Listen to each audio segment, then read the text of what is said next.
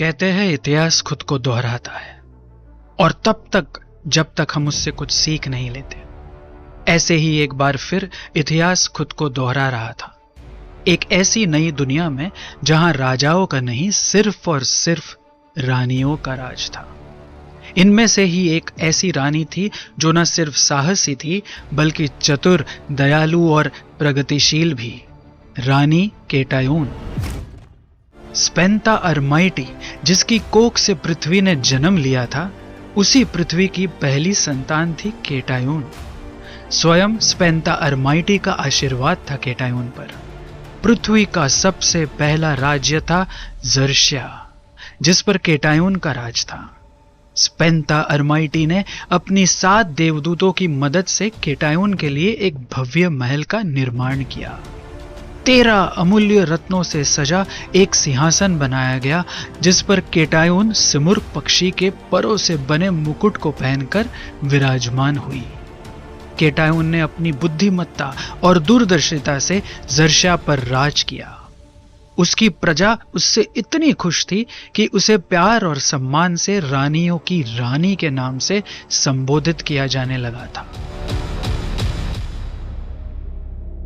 इस बात से नाखुश काली दुनिया की दुष्दानवी अहिरमाइनी को केटायून के राज्यकाल का नाश करना था।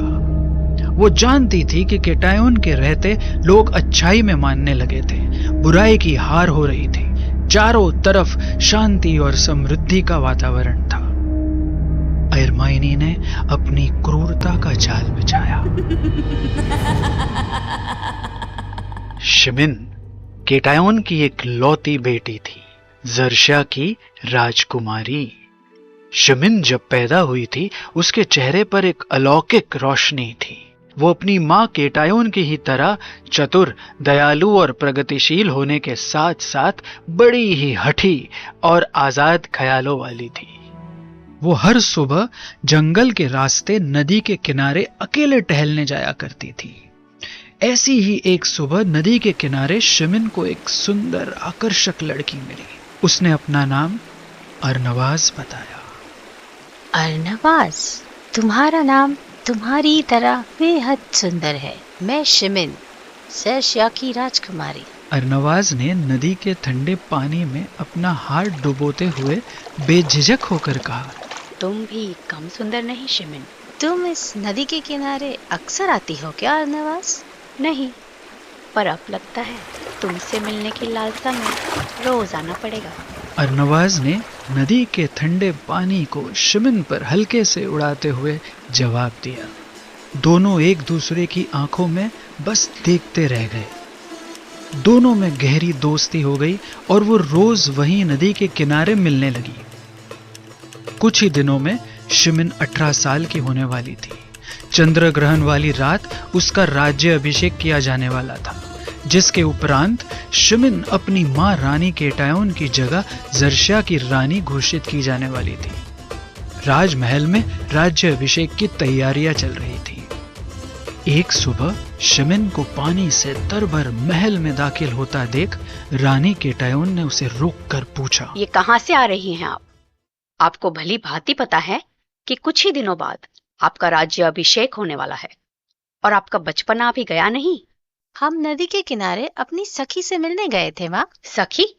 महल के बाहर आप कब से सखियां बनाने लगी? अर्नवाज, हम रोज उसे नदी के किनारे मिलते हैं। हम उसे बहुत पसंद करने लगे हैं माँ। आप उससे मिलेंगी तो आप भी उसे पसंद करने लगेंगी। रानी केटायून ने चिंतित होकर शिमिन से पूछा, नदी? वही नदी जिसका रास्ता जंगल से होकर जाता है? हाँ माँ, हम तो अक्सर वहाँ जाया करते हैं। शिमिन, आज के बाद आप उस जंगल में कदम भी नहीं रखेंगी, समझ रही हैं आप? वहाँ अहिरमाइनी का साया है। अहिरमाइनी? कौन अहिरमाइनी? तभी देवदूत सरोज ने शिमिन को समझाते हुए कहा, स्पेंता अरमाइटी जैसे अच्छाई और करुणा का प्रतीक है, वैसे ही अहिरमाइनी बुराई और क्रूरता का। काली दानवी विद्या और शक्तियों में माहिर अहिरमाइनी। शिमिन, आपके राज्य अभिषेक तक आप महल से बाहर नहीं निकलेंगी और आपकी वो सखी उससे तो कदापि नहीं मिलेंगी। रानी केटायोन ने गुस्से में शिमिन को आदेश तो दे दिया था, पर मन ही मन वो ये जानती थी कि शिमिन अत्यंत हठी है। हम शिमिन को जानते हैं और प्यार के चुंबकीय आकर्षण को भी। वो जरूर उस लड़की से मिलने जाएगी। रानी केटायोन ने शिमिन के कक्ष के बाहर एक अंगरक्षक को तैनात करते हुए उसे आदेश दिया। तुम्हें साये की तरह उसके साथ रहना होगा, एक पल भी उसे अकेले मत छोड़ना। अंगरक्षक ने सर झुकाया और शिमिन के कक्ष के बाहर तैनात हो गई।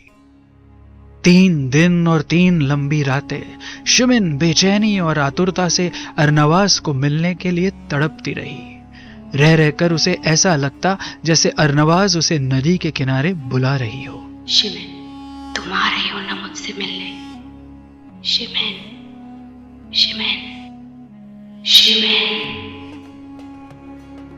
अरनवास की मनोहर आकर्षक आवाज मानो शिमिन के कानों में गूंज रही थी। आखिर शिमिन से रहा नहीं गया। राज्य अभिषेक वाले दिन वो प्रातःकाल सूरज की पहली किरण निकलने से पहले अरनवास से मिलने अपने कक्ष की खिड़की से छलांग लगाकर छुपते छुपाते नदी की ओर जाने लगी। जंगल के पूरे रास्ते उसे ऐसा आभास हो रहा था कि जैसे कोई उसके पीछे पीछे चल रहा हो, जैसे कोई उस पर नजर रखे हुए था। अरनवास की एक झलक पाने के लिए शिमिन इतनी आतुर थी कि वो बिना मुड़े बेपरवाह जंगल के बीच से गुजरते उस रास्ते पर भागती रही।